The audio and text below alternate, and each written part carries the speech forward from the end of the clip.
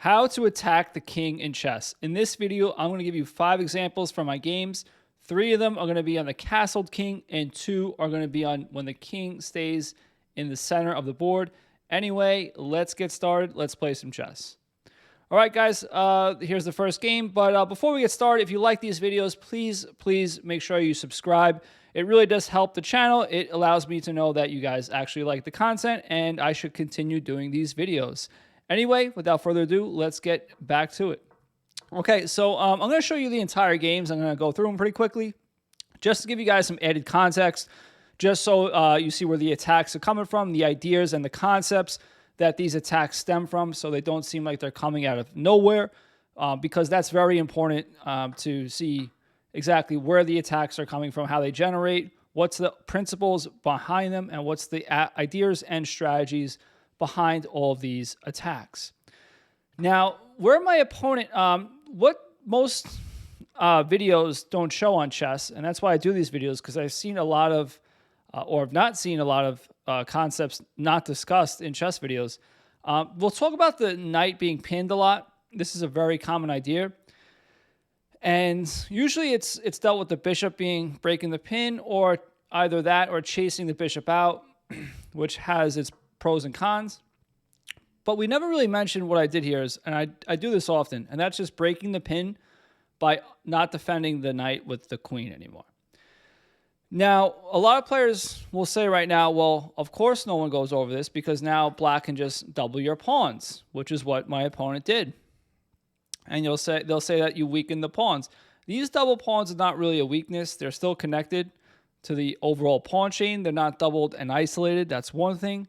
2, this actually opens up a lane of attack, potentially to my opponent's king if they decide to castle. Now, I can only get away with this because I can castle queenside still, and I have a fortress. Now, my opponent is also okay because they can come here and castle queenside, which is what they should do, and the game is even. However, my opponent, who's only 1400, castled kingside, and that's one of the reasons why I did this, was because I was seeing as a kind of like a social chess experiment to see what, a 1400 rated players do, or what average or a little bit above average chess players do. So he falls into this, and this is an easy way. If you guys are beginners or intermediate chess players, casual chess players trying to get back into the sport, whatever you want to call it, the game, this is an easy thing to avoid. This is no calculation. This is just a simple concept. Don't put your king into positions where there's open files or diagonals. You should go the other way where there's closed files. You don't want to go into an open file, which is what my opponent did here. And now I'm already actually winning. Here I just took, and my opponent came back here. If they take, I would just enter the position with my queen, and my rook's going to come in here and mate the king pretty soon. So for that reason, after I took, my opponent did not take the bishop. Now I'm attacking. I'm using that open file of attack to attack the focal point on g7. You're going to hear me talk about focal points in this video. The focal points are f7, g7, and h7. Those are the 3 focal points that you'll see on the castled king. And my opponent, you'll see, blocks or seemingly blocks my attack on g7. However, I was also hitting the focal point on f7, and that's where this bishop comes into the point right now. And that's why the bishop in the Italian game on c4 on this diagonal is so important, and why we want to preserve it if we can, is because it's not just hitting this pawn, it's pinning the pawn. So actually in this position, I just took the pawn. They cannot take back because of the pin. After my opponent moved, I threw in another check. They're forced to come to g8. And now I hit them with checkmate on g8 right there. There's a check here. They can't take from the pin, and they can't come here because of the bishop. So that was first game. I think a good way to open up the video. Now for the second game. This is a 1500 rated player.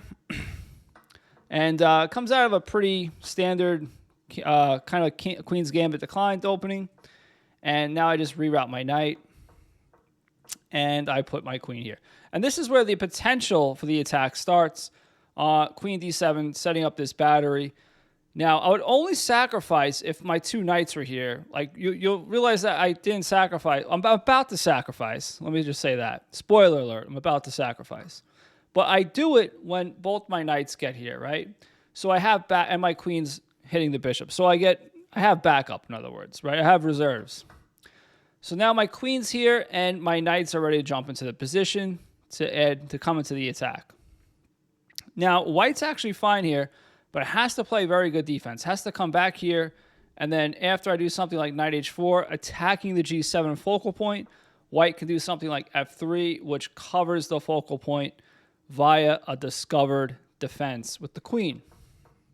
However, my opponent did not play that. He just marched on.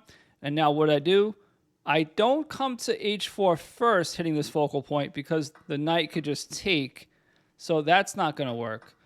So first I attack this focal point, h2. Now you might be saying, well, the knight's protecting. I know. But he's teetering on the edge of the cliff right now, his position. If this knight wasn't here, this would be checkmate. So my opponent takes here. He ignores all my threats. And now pause the video and try to find what you would do here. Think about focal points in chess. Think about removing the defender. It's not really a hard move to find, I don't think. But, okay, I played knight h4. Knight h4 does a couple of things. Well, first of all, I'm still threatening this if the knight ever moves away. So if the knight takes, I have checkmate. If the knight, let's say he protects this focal point, I still have checkmate, right? If the knight, let's say they protect the knight, I have this checkmate because I'm actually attacking the g7 focal point now. Or if I wanted to, I could also do this checkmate and just take the knight. So after this move, my opponent resigned after knight h4 because there's nothing he can do. And that was just simply attacking the focal points in the king position. Okay, let's go to the next game. The next game, we're playing against another 1400 player. And we have what almost looks like the French defense, but it transposed into something else. And here we just have like a normal position. Okay, I'm setting up a battery. So notice a lot of times you'll just see me when I play my games. I just set up attacks, like basic attacks that maybe a 500 player would fall for. I still use those basic attacks. I just add to them, and you're going to see that in this game. So I'm aiming. It's very basic, barbaric, caveman style attack on h7 with the queen and bishop. So my opponent, we just shift around our pieces. And now I do the same move, the same concept as last game. The knight's protecting h7, so I put my knight on h5, and I'm like, if you take, obviously, you're going to look silly. And even though my opponent's not like a, advanced level chess player, he's still a 1400, still better than the casual chess player, about an average tournament player. My opponent doesn't take here because he doesn't want to get checkmated. So he plays g6 instead. Now, when we're attacking, we don't want to trade pieces. It's a really good idea not to trade. So here I avoided the trade and just put more pressure on g6. So the king stood up to the defense to add more defense on g6. But here's another interesting concept. When the pawns move forward, and I never really seen this talked about in many videos, and the king moves up further, steps into the pocket, and moves slightly further up the board, the focal points now become f6, g6, and h6, okay? Because now these are the three squares in front of the king, as opposed to where the king started back here. These would be the three focal points. So as the position changes in chess, the ideas and the concepts stay the same, but the exact tactics might change. You might have to shift gears a little bit. You might have to adapt, be flexible. So in this position, I actually just took on g6. And you'll notice that because I already have a strong attack here, just a basic battery, I'm able to sacrifice that piece, and I came in here, check. My opponent came back to f8.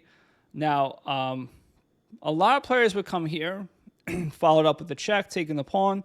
Although you're still winning, it's not nearly as good as what I played.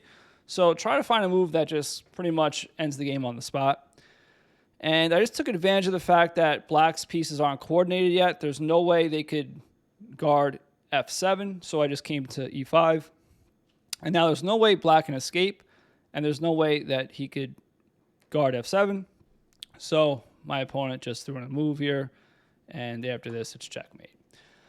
All right, the next game comes from the chess bot, Trisha Bot. She's 1875. I think she's under the coaches section, if not the Valentine section.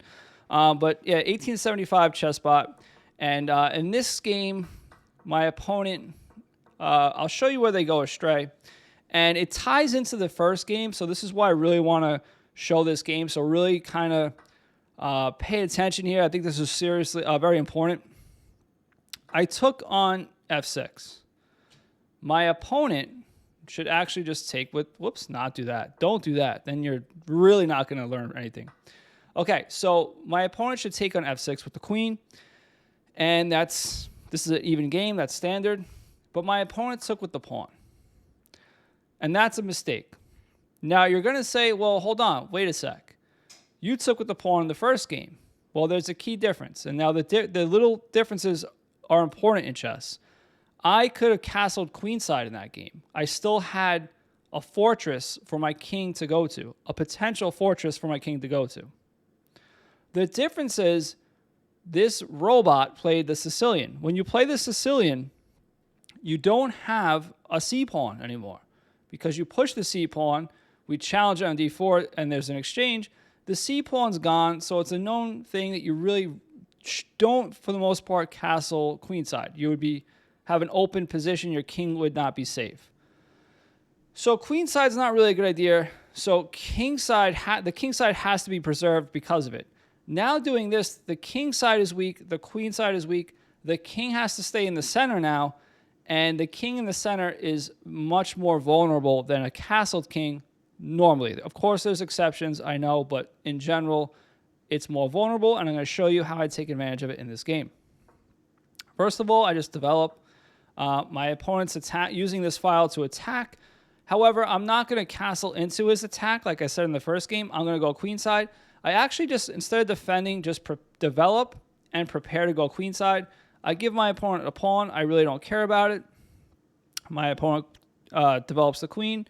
I just put my pieces on good squares. Now, my opponent's king is in the center, and I put my queen on d5, where I could go for the king side and the queen side. The queen is a versatile piece because it can go in different directions. So just like any other piece, you want to centralize it, but especially the queen. And also, since the king is in the center, this is a really good spot for the queen to be. Now, my opponent takes on f2, and now my opponent's completely losing here. Now, I should have played queen takes b7 right away, but my bishop was hanging, so I played rook d2. I'm still okay here. Now, the point is I'm defending the bishop, and I'm setting up discovered attacks. After my opponent develops the knight, my opponent's trying to desperately develop, and I don't want my opponent to develop. I know I said the queen side was dangerous, but I kind of rather my opponent stay in the center of the board than go queen side, because the king in the center is even more dangerous. Well, for my opponent, it's dangerous for themselves. So because of that, what happens when the king is in the center of the board? We want to start the attack really quick. For that reason, I played the move bishop h5. So obviously they cannot castle because I'll take the queen. But the problem here is I also have the added threat on f7. So I have a threat on f7, and I'm attacking the queen. I thought this was already GG. That's good game for you guys, older guys. But my opponent found a really clever move here. My synthetic opponent, because I'm playing a robot, played g1. Now, the idea behind g1 is if I takes check, and I block, now we have queen g5, check. Always play king b1 when you castle queenside. Here's a good example of why, because your king is still vulnerable. So after that check, my bishop is hanging, and black is now winning. So after rook g1, I, for that reason, had to play rook d1. And now my opponent came back up here to defend this. So my opponent, in a very nice, savvy way, was able to protect the queen and protect this at the same time. The problem is that the position is so bad for them that there was a third attack here. And that was queen b7, which I took here. And now after the rook moves, I attack the queen. Notice how I'm just getting my pieces into the attack. I'm taking pieces that aren't developed, developing them with tempo, attacking the queen, getting more pieces on open files. And now my opponent makes the final fatal mistake. Rook b8, pause your videos. This is just a simple tactic. I don't take the queen and get my queen taken. I see that there's a check here. If I take, it's with check. So I take with check first.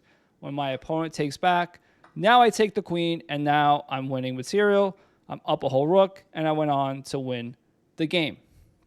Okay, our next and final game is a quick one, but again, this is pretty instructive, I think. Just shows you how vulnerable the king can be if it stays in the center. So if you are a beginner to chess, castle as soon as you can.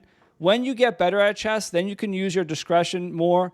Then you could, maybe hold up and delay castling when you feel it's the right time, because sometimes you do have to delay castling. But as a beginner or intermediate player, I would just say castle as quick as you can just to be on the safe side. And this game is going to show you, it's going to be a good example of that. Okay, so I play rook e1, developing my rook and putting it opposite the king. Always a good idea. And after this looks like a pretty benign chess position. You would think that black is totally fine here. And with like precise play, black can be okay here, but it's with really tricky play. But here, after I do this, I just simply get the bishop out of position. And now with the bishop out of position, this pin is reinforced. And again, you would think black is okay here, but after bishop b5, now I'm asking black, what do you do here? And you might just say, well, maybe just king f8. That is probably one of the best things to do, but still I have knight d5 here, actually. Knight d5, if queen takes, and if this, we have checkmate. So again, we want to be careful there. My opponent played this. I took, and after the queen takes on d7, I just simply took the pawn with the knight on d5, similar to the last variation. And my opponent can't take like this. And my opponent can't take with the queen because we would just win a full queen. So my opponent castled, but now I have knight takes f6. And after this, I take the queen, and my opponent resigned. So those are just a few games, just some quick examples of what to do against the castled king or when the king is in the center of the board. There's tons of examples elsewhere. You can look at all types of games, or master games, grandmaster games, or just amateur games, and see how to attack the king. But I thought this is very helpful. I just wanted to go over some things that other players haven't discussed yet, or I haven't seen them discuss. And again, if you like these videos, make sure you subscribe and check out this video. I'll catch you guys next time. Go play some chess.